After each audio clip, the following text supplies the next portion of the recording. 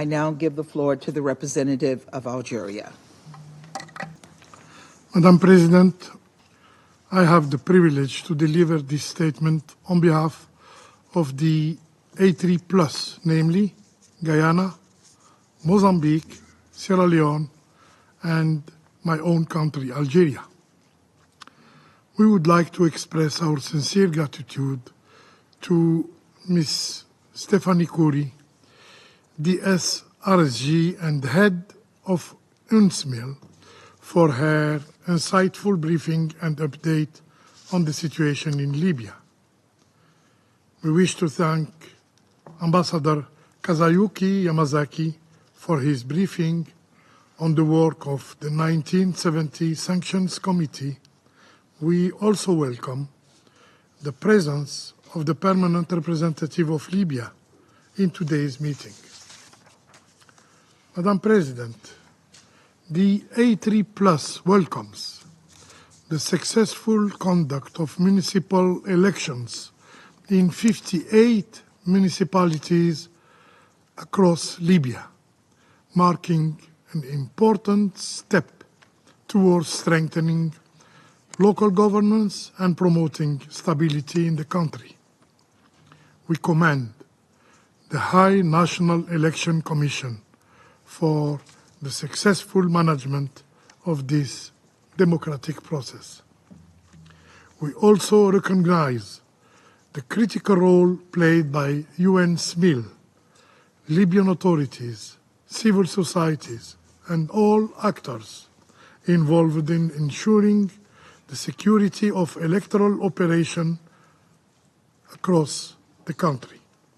Our group urges the relevant authorities to support the newly elected municipal leader as they work towards delivering services to the Libyan people. We welcome the announcement of the High National Election Commission regarding the start of the electoral process for a new list of 59 municipalities next January.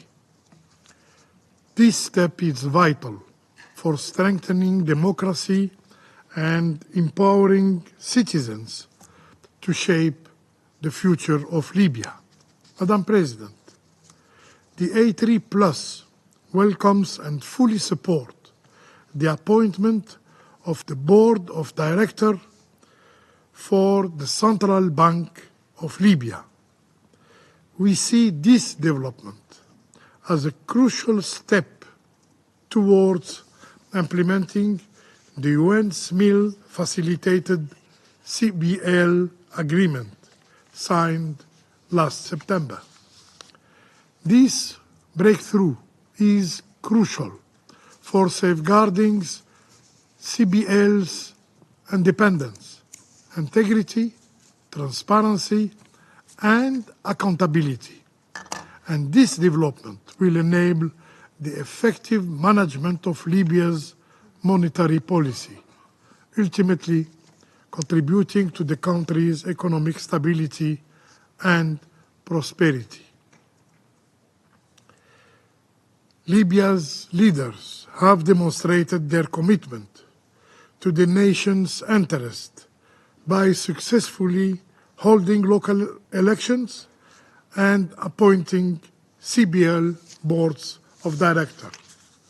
To build on this momentum, we urge Libyan actors and institutions to refrain from actions that can undermine these positive steps, reverse unilateral measures that fuel tensions, and prioritize dialogue and cooperation without precondition and in a spirit of compromise.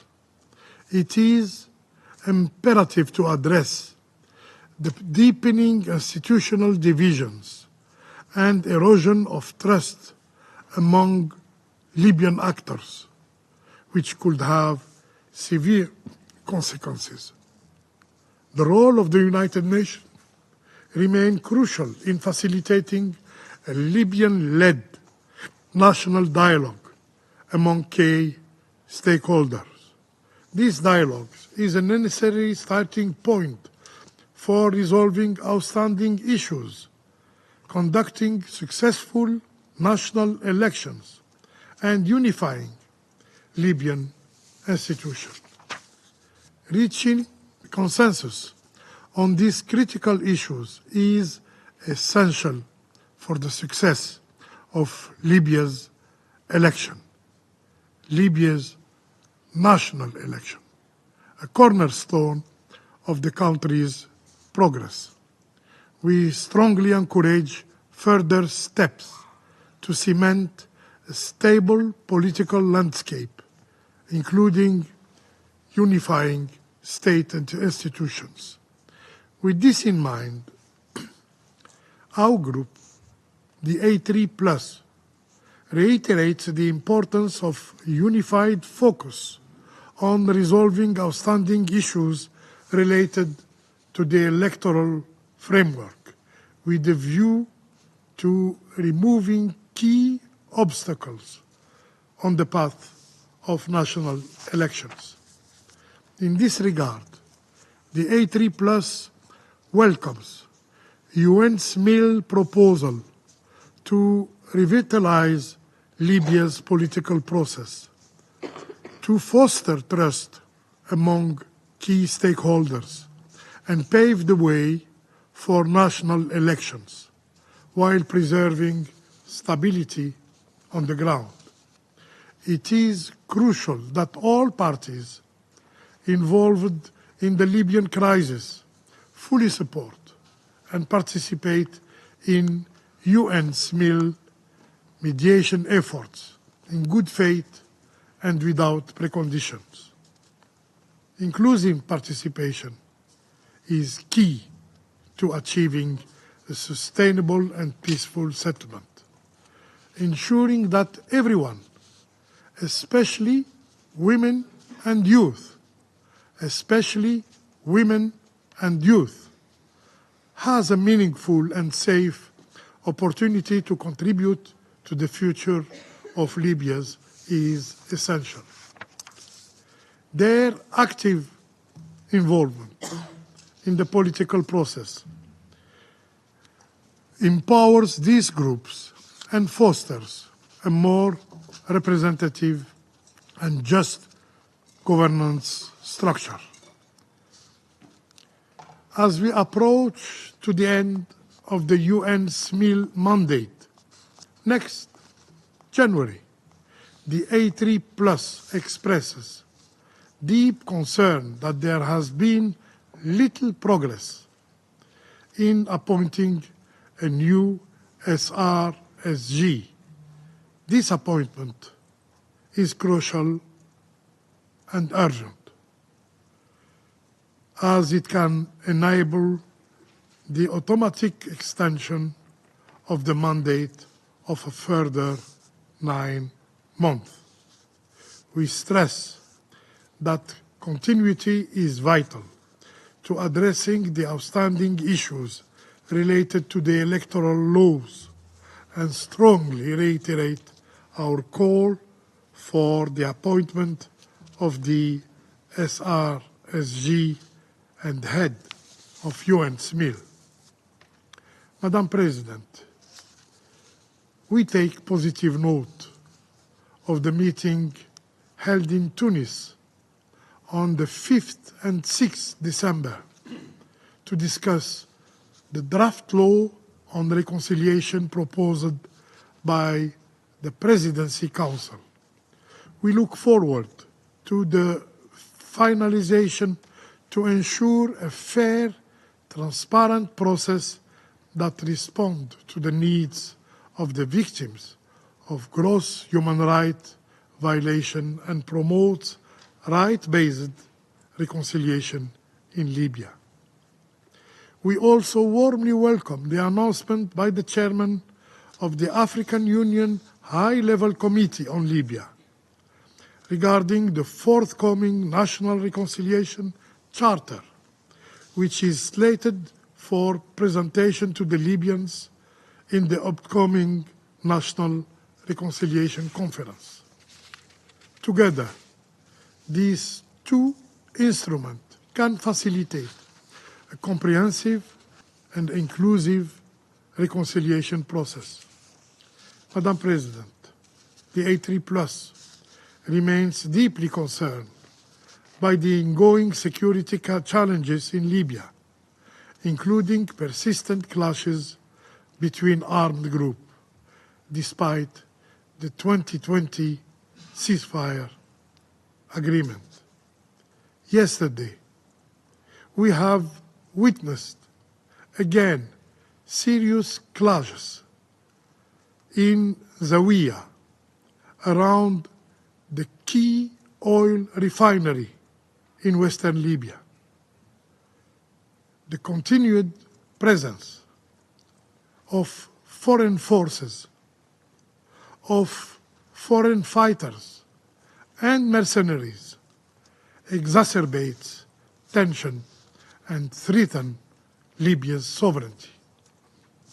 We demand their immediate and complete withdrawal to create an environment conducive to political dialogue and lasting stability.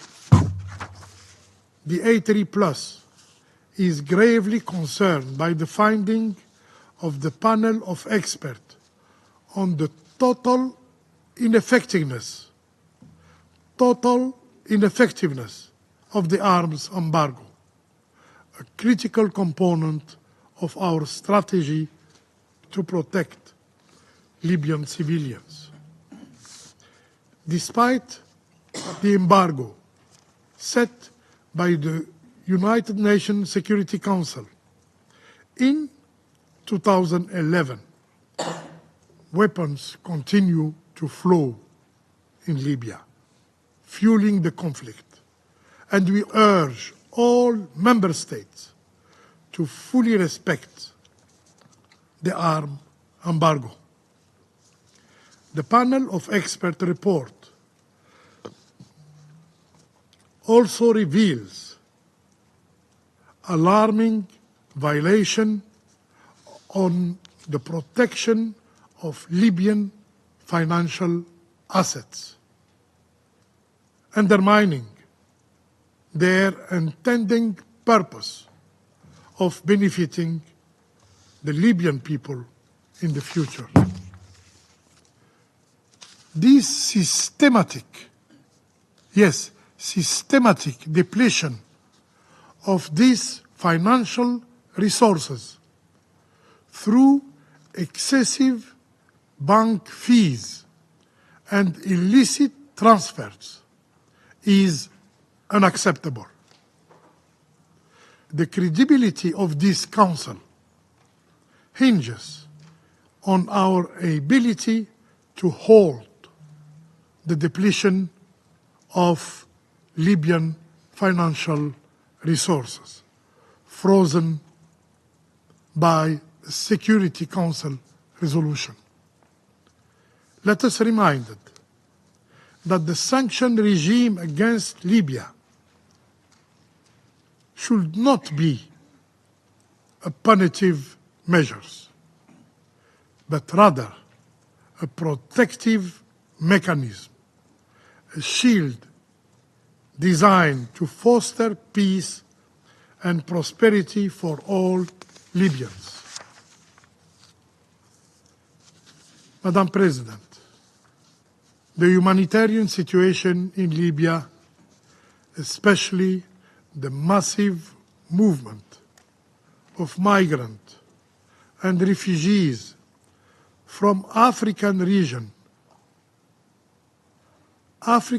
and other regions experiencing instability, highlights the urgent need for streamlining humanitarian aid and coordinated effort from Libyan institutions. International cooperation is therefore crucial to ensure their safety, dignity, and human rights. we call upon Libyan authorities to uphold the principles of human rights. It is crucial to create a society where all individuals, including women and youth, can thrive and contribute to the nation's progress. To conclude, Madam President, the A3 Plus would like to express its full support to UN SMIL in facilitating an inclusive, intra-Libyan and multi-track process to unblock the current political stalemate. The A3 Plus sees this occasion to reaffirm its unwavering solidarity with the resilient people of Libya during these challenging times. I thank you. I thank the representative of Algeria for their statement.